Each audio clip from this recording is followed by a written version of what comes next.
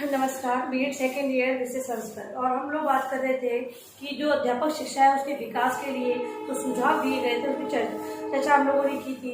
इसके अंतर्गत हम लोग शिक्षा आयोग द्वारा जो सिफारिशें दी गई थी उसके बारे में बात कर रहे थे और हमने देखा कि जो शिक्षा आयोग है वो उनका मानना है कि जो प्रशिक्षण सेवारत अध्यापकों के प्रशिक्षण कार्यक्रम है वो बड़े पैमाने पर होना चाहिए और उनका ये भी कहना है कि क्यों ना सेवा पूर्व ही मतलब कि जो सेवारत हो रहे हैं मतलब इन सर्विस जो टीचर लग रहे हैं तो जब वो प्रशिक्षण लेते हैं तभी उन्हें ये सब कार्यक्रमों से क्यों ना अवगत करा दिया जाए। लेकिन बहुत सी चीजें ऐसी होती है जिनका समावेश बाद में किया जाता है तो समय समय पर बड़े पैमाने पर ये प्रशिक्षण कार्यक्रम चलाने चाहिए। महाविद्यालय हैं वो भी आसपास में ही मतलब इनकी जो संस्था होती है प्रशिक्षण की वो आसपास में होनी चाहिए जिससे कि महाविद्यालय पास में होंगे तो ये प्रैक्टिकल जो चीज है मतलब कि जो कार्य हो रहा है वो उन्हें मतलब प्रत्यक्ष रूप से दिखाकर किया जा सकता है। मतलब देखने की बात यह है कि एक बात ये थी कि 1 वर्ष की बीएड हो रही थी, अब 2 वर्ष की है और आने वाले समय में जो 4 वर्ष की हो जाएगी तो क्या 1 वर्ष वाला जो बीएड करा हुआ व्यक्ति है उसे क्या 4 वर्ष की जो बीएड की करवाई जा रही है उस प्रशिक्षण कार्यक्रम के बारे में कोई जानकारी 1 वर्ष के अध्यापक को नहीं होगी, क्योंकि इनका जो पाठ्यक्रम है और उनका पाठ्यक्रम है उसमें बहुत ही अंतर देखने को मिलेगा। तो क्यों ना ये संस्थाएं हैं वो आसपास में ही हो, मतलब कि जो प्रशिक्षण की संस्थाएं हैं या शिविर लगाए जा रहे हैं कार्यक्रम किए जा रहे हैं वो महाविद्यालयों के आसपास में किए जाए ताकि जो नवाचार है भाई जो उनको आप सिखा रहे हो और ये उन चीजों को देखेंगे ऑब्जर्व करेंगे तो उन चीजों को ये सीख लेंगे। तो इस प्रकार की हमने बातें की थी। अब आज हम इसको ही कंटिन्यू रखेंगे। नेक्स्ट जो है वो है तीसरा बिंदु है राष्ट्रीय स्तर पर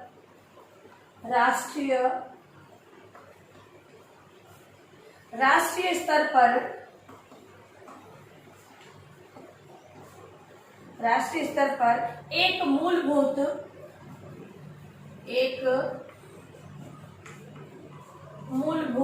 नीति राष्ट्रीय स्तर पर एक मूलभूत नीति का प्रयोग करके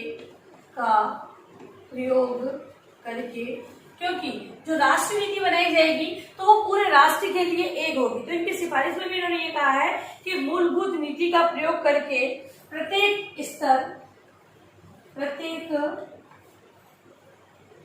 सेवारत अध्यापक के लिए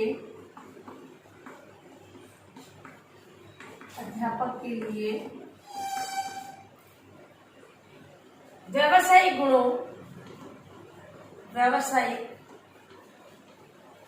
गुणों में वृद्धि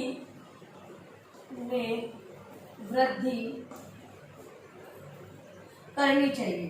ये नीति एक होगी तो सभी को उसी नीति को फॉलो करना होगा। तो सिफारिश में भी इन्होंने यही कहा है कि एक नीति बनाई जाए जिससे कि जो व्यावसायिक गुणों में वृद्धि करनी है अध्यापक की, भाई इन सभी जो टीचर लग चुके हैं, ठीक है, बात तो ये सेवा पूर्व की भी कर रहे हैं लेकिन हमें यहाँ बात करनी है सेवारत की। तो जो सुझाव दिए वो दोनों के लिए दिए। तो अगर सेवारत अध्यापक है उनके व्यवसायिक गुणों में वृद्धि करनी है तो क्या करना होगा, एक ही नीति का पालन करना होगा पूरे राष्ट्र को, तभी पूरे राष्ट्र में एक ही तरह के टीचरों को हम प्रशिक्षित कर सकेंगे। फिर नेक्स्ट इन्होंने जो बात बताई है सुझाव है वो है राष्ट्रीय प्रशिक्षण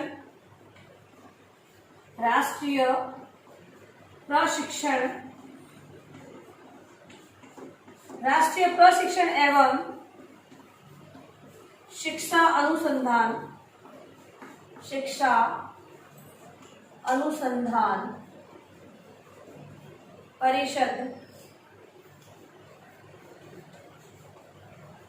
परिषद ने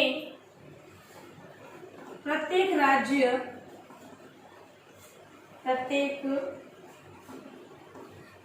को कुछ वैधानिक जो वैध हैं वैधानिक सुझाव दिए हैं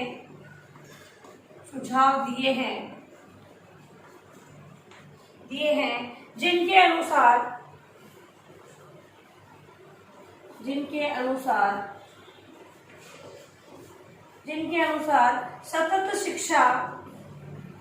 सतत शिक्षा, अध्यापकों के लिए लगातार शिक्षा चल रही है। सतत शिक्षा के लिए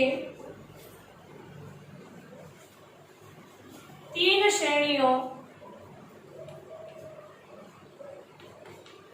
श्रेणियों में व्यवस्था करनी चाहिए। अगले जो सुझाव में इन्होंने बताया है कि राष्ट्रीय प्रशिक्षण एवं शिक्षा अनुसंधान परिषद को प्रत्येक राज्य में कुछ वैधानिक सुझाव के रूप में बताया है कि 3 श्रेणियों में बांटना चाहिए। 3 श्रेणियां कौन कौन सी है? तो पहली श्रेणी है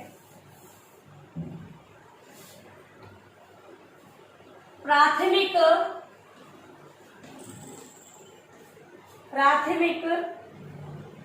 शिक्षा के अध्यापक। जो अध्यापक प्राथमिक शिक्षा दे रहे हैं भाई, इनको क्या करना है कि राज्य स्तर पर वैधानिक सुझाव दिए हैं कि भी आपको 3 श्रेणियों में बांटना है। तो पहली शिक्षा की पहले कौन से शिक्षकों को शिक्षा दी जाएगी? तो प्राथमिक शिक्षा के अध्यापकों की शिक्षा, ठीक है, प्राइमरी लेवल के जो टीचर है उनके लिए शिक्षा।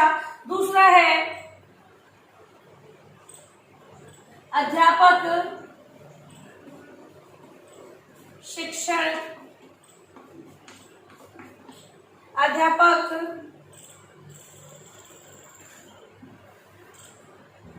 मतलब कि द्वितीय श्रेणी प्रशिक्षण, मतलब कि जो सेकंड लेवल पर इन्होंने श्रेणी बताई है उसके अंतर्गत अध्यापकों के प्रशिक्षण की बात की गई है। इनको प्रशिक्षण कार्यक्रमों से अवगत कराया जाएगा। और जो तीसरी श्रेणी है उसमें कुछ विशेषज्ञों द्वारा, तीसरी श्रेणी में बताया है कि अंतिम श्रेणी भी है जिसे तीसरी श्रेणी कहेंगे। अंतिम श्रेणी में अध्यापकों को विशेषज्ञों के द्वारा प्रधानाध्यापक की शिक्षा की व्यवस्था। देखिए भाई, इन्होंने जो सुझाव दिया उसके अंतर्गत क्या बताया है कि जो राष्ट्रीय शिक्षा अनुसंधान और प्रशिक्षण परिषद है उनके माध्यम से 3 कैटेगरी में बांटना है कि पहले तो प्राथमिक शिक्षा के अध्यापक की शिक्षा कि प्राथमिक जो प्राइमरी लेवल के बच्चे हैं उनको पढ़ाने के लिए अध्यापक को कौन सी शिक्षा प्राप्त करनी चाहिए, उसके अंतर्गत वो शिक्षा दे। दूसरी बात है कि द्वितीय श्रेणी का प्रशिक्षण, मतलब कि जो माध्यमिक स्तर है, उच्च माध्यमिक स्तर के जो शिक्षक है उनको प्रशिक्षण दिया जाए। और तीसरे में ये बात कही है कि जब ये प्रशिक्षण पूरा ले लेंगे तो अंतिम श्रेणी में इन्हें क्या करना है? विशेषज्ञों द्वारा प्रधानाध्यापक की शिक्षण की व्यवस्था। देखिए, अगर हम बात करते हैं कि एक अध्यापक सेवारत अध्यापक है, मान लो कोई एसएससी करके जो टीचर लग जाता है, बीए उसने कर रखा है, एसएससी करके वो लग रहा है, ठीक है, तो तृतीय श्रेणी का अध्यापक है। जब वो बीएड कर लेता है पत्राचार से, तो वो सेकंड ग्रेड का टीचर बन सकता है। तो वो अप्लाई करेगा तो सेकंड ग्रेड का टीचर बन जाएगा। तो तब उसे सेकंड ग्रेड की जो प्रशिक्षण में भाग लेना होगा।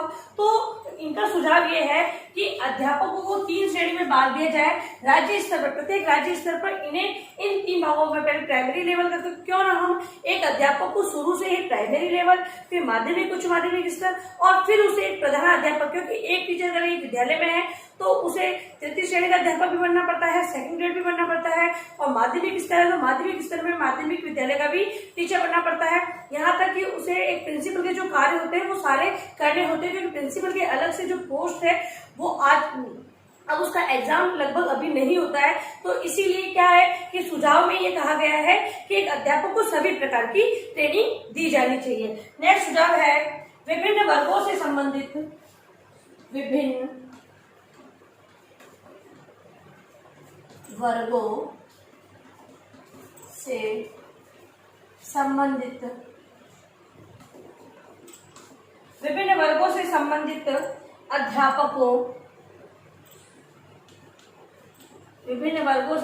अध्यापकों के प्रशिक्षण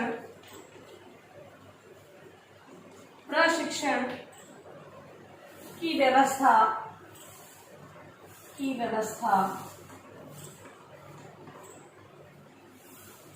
का स्वरूप भिन्न होना चाहिए। समझाती हूँ लाइन आपको। होना चाहिए सभी के लिए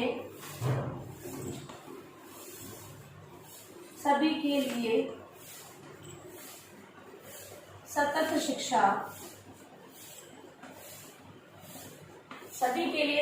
शिक्षा का कार्यक्रम परिवर्तित होना चाहिए।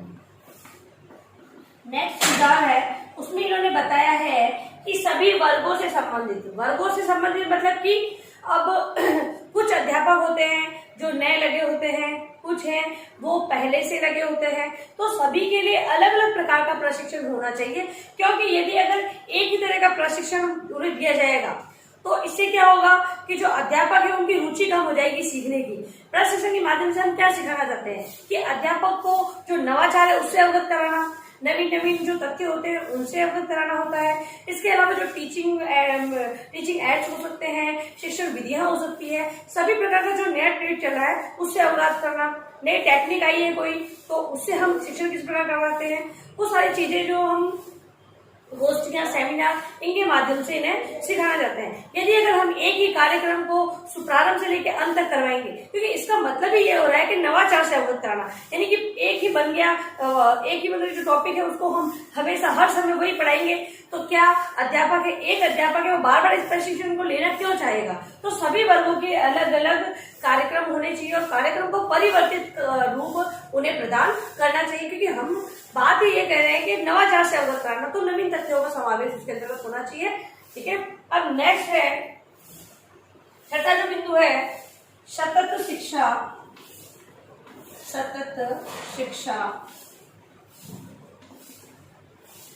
का नियोजन। सतत शिक्षा का नियोजन एक व्यापक रूप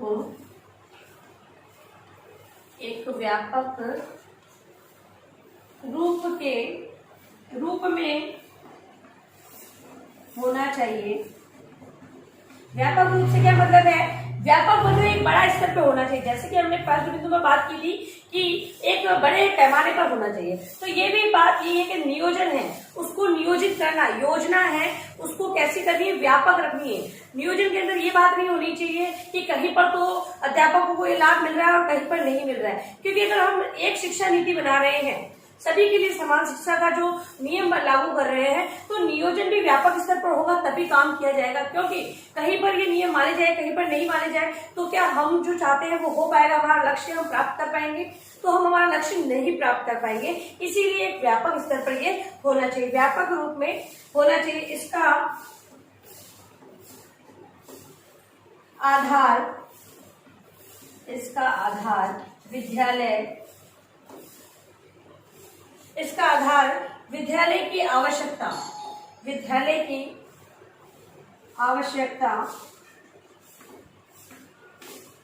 विद्यालय की आवश्यकता, शिक्षकों का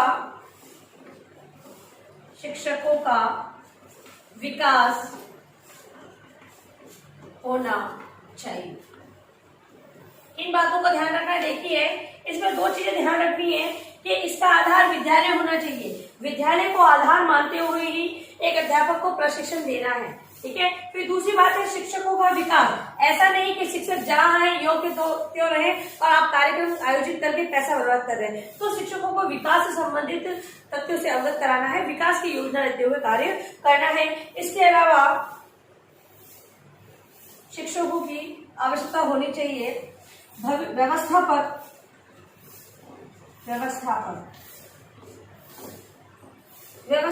को सतत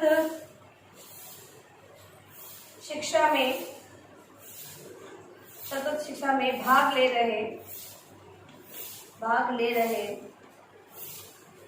शिक्षकों, भाग ले रहे शिक्षकों,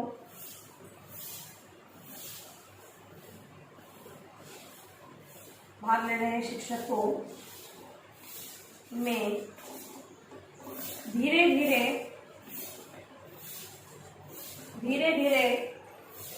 सुधार एवं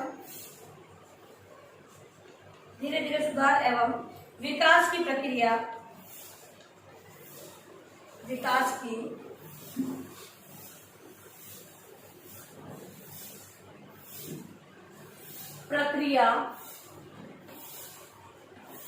को संचालित करना चाहिए। देखिए, जब तीसरी बात इसमें यह भी बताई गई है कि एक व्यवस्थापक है जो विद्यालय में इस प्रकार की व्यवस्था कर रहा है, अध्यापक को बाहर इस प्रशिक्षण के लिए भेज रहा है, तो उसे धीरे धीरे विकास की ओर बढ़ना चाहिए। यदि एक ही लगातार इन्हें मतलब इन सेमिनार है, गोष्ठियां हैं, उनसे अगर हम उन्हीं में लगा दिया जाए, उन्हें प्रैक्टिस का कोई मौका ही नहीं मिलेगा, तो वो लागू किस प्रकार होगी, या फिर उनका जो कार्यक्रम में प्रशिक्षण जो उन्होंने लिया है वो उसको उपयोग में अभ्यास किस प्रकार उसका कर पाएंगे। मतलब कि कहने का मतलब ये है कि व्यवस्थापक है वो समय समय पर उन्हें अवगत कराए इन चीजों से। ऐसा नहीं कि लगातार केवल अपने अध्यापकों को प्रशिक्षण कार्यक्रम में भेजता रहे और उनका प्रैक्टिकली जो उन्हें विद्यालय में करना है वो नहीं कर पाए। तो इसीलिए इस बात को ध्यान में रखते हुए ये चीज करनी है। ठीक है, अब नेक्स्ट जो है 7वां बिंदु,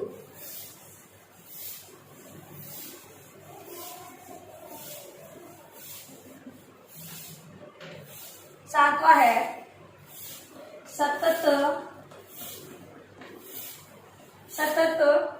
शिक्षा में गहराई, सतत शिक्षा में गहराई से चिंतन करने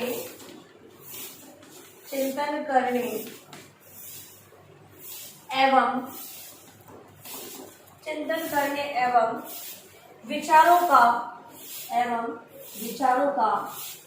विचारों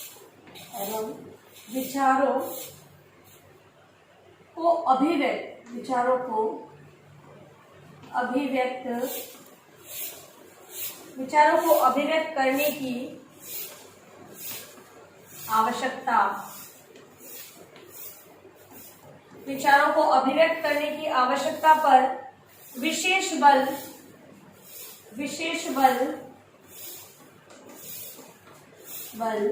देना चाहिए। अब देखिए, पहली बात इन्होंने बताई इसके अंतर्गत कि सतत शिक्षा में गहराई से चिंतन करने पर, मतलब कि आप शिक्षा तो दे रहे हैं लेकिन केवल वो फॉर्मेलिटी नहीं होनी चाहिए कि हमने जो प्रशिक्षण कार्यक्रम में भाग लिया तो केवल वहीं तक सीमित रहे, ऐसा नहीं। उसको कहाँ पर हम उपयोग में ला सकते हैं, उस गहराई के प्रति चिंतन की आवश्यकता होती है। और यदि अगर कुछ विचार है हमारे तो उसको अभिव्यक्त करने की आवश्यकता पर बल देना चाहिए। मतलब कार्यक्रम हो रहा है तो कार्यक्रम में ये बताना है कि जो अध्यापक हम ये चीज आपको सिखा रहे हैं तो ये आपके कहाँ पर उपयोग में आएगी, इस पर चिंतन करें, आप इसके बारे में सोचें, इसके क्या पॉजिटिव और क्या नेगेटिव फीडबैक है उनके बारे में आप देखें और उससे जो विचार आते हैं उनको अभिव्यक्त करें। ऐसा नहीं कि जो विचार आपने ग्रहण किए, मतलब कि आपने सोचा समझा चिंतन किया, आपने जो उसके बारे में समझा, उसे अपने अंदर नहीं रखना है, उसे अपने विचारों भावों को क्या करना है, अभिव्यक्त करने की आवश्यकता के बारे में बताया है। वर्तमान समय में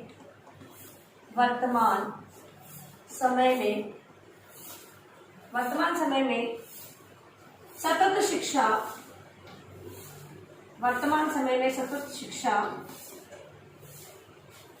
पर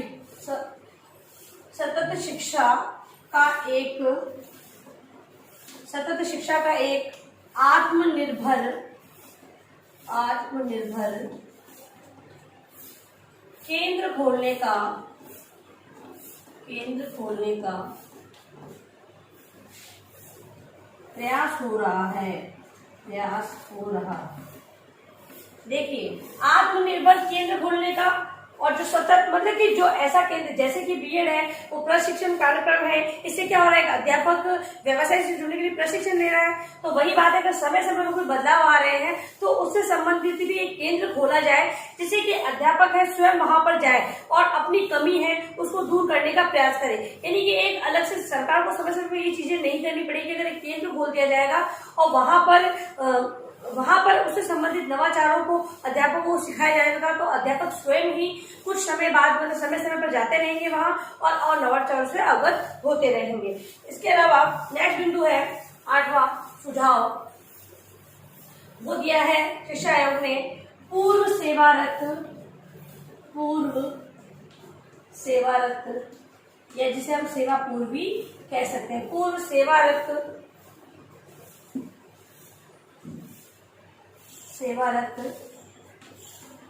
एवं सेवारत, एक तो इन सर्विस और एक प्री सर्विस टीचर, ठीक है। सेवारत अध्यापक के मध्य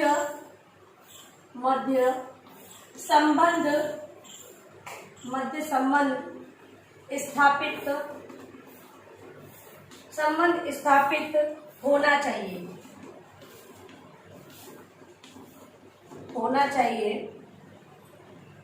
उनके मध्य किसी भी प्रकार का भेदभाव नहीं होना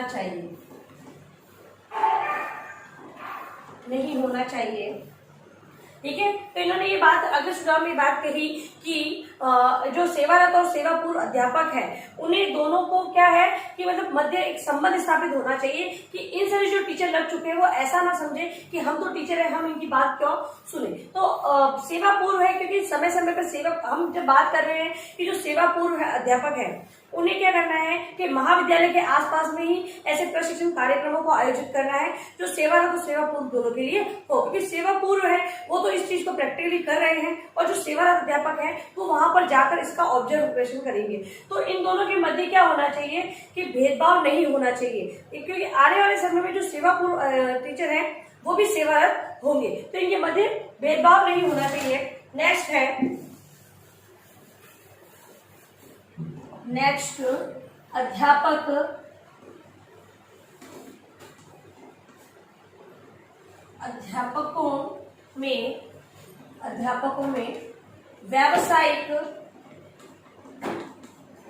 अध्यापकों में व्यावसायिक ज्ञान की वृद्धि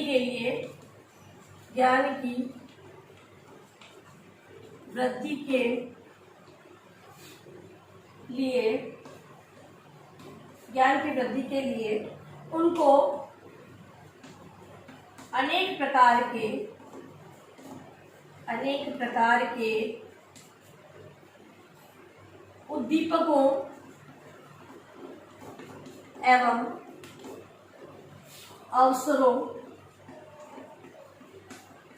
की व्यवस्था होनी चाहिए।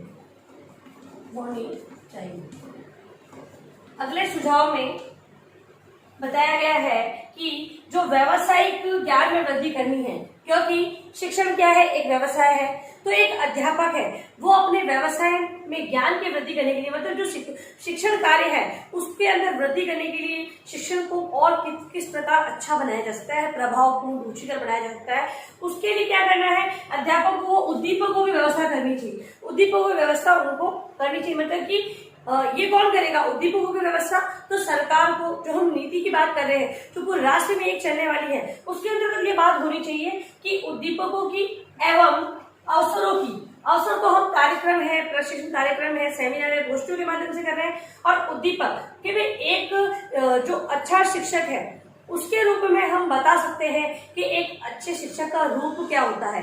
तो समय समय पर इन्हें मोटिवेशन के लिए इन्हें पुरस्कार देकर, इससे संबंधित इनका सम्मान करवाकर, तो उससे क्या होगा कि जो अध्यापक है वो इन सभी जो टीचर हैं वो भी अपने अंदर नवाचार लाने के माध्यम से या फिर इन उद्दीपकों के माध्यम से वो अपने अंदर बदलाव लाएंगे। अंतिम बिंदु है हमारा शिक्षकों को, अंतिम बिंदु है विकास के लिए शिक्षकों को कार्यक्रम में भाग लेने, शिक्षकों को कार्यक्रम में भाग लेने के लिए एक नीति तैयार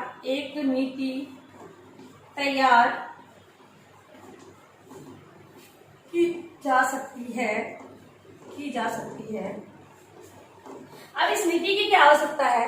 ये आवश्यकता क्यों है? क्योंकि अगर मान लो कोई अध्यापक है, वो सेवारत अध्यापक वो चाहता ही नहीं कि मैं और अधिक अपने ज्ञान में वृद्धि करूं, तो हो सकता है क्योंकि उसे अपनी पेमेंट से मतलब है, वो अपनी क्योंकि उसे प्रशिक्षण लेने के बाद भी वही तनख्वाह मिल रही है और अभी भी वही तनख्वाह मिल रही है, तो वो क्यों करना चाहेगा? तो इसीलिए एक नीति तैयार करनी चाहिए, क्योंकि सभी के लिए फाउंडेशन हो, सभी को जिस प्रकार का गणित वाला विषय शिक्षक है तो गणित के लिए प्रशिक्षण ले, हिंदी वाला हिंदी के लिए, क्योंकि नवाचार से तो अवगत उन्हें होना ही पड़ेगा। तो एक नीति तैयार की जाए जिससे कि अध्यापक है अपनी इच्छा ना चला सके और उस नीति के आधार पर ही इस प्रशिक्षण कार्यक्रम से अवगत हो, जिससे कि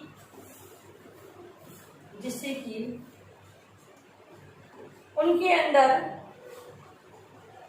अंदर बुनियादी शिक्षा क्या है, किसी कार्य को करके देखना, उसका प्रत्यक्ष ज्ञान लेना, ठीक है। तो बुनियादी प्रेरणा एवं उद्दीपकों के द्वारा, जो बताया मैंने पहले लाइन में, उद्दीपकों के द्वारा प्रेरित किया जा सकता है,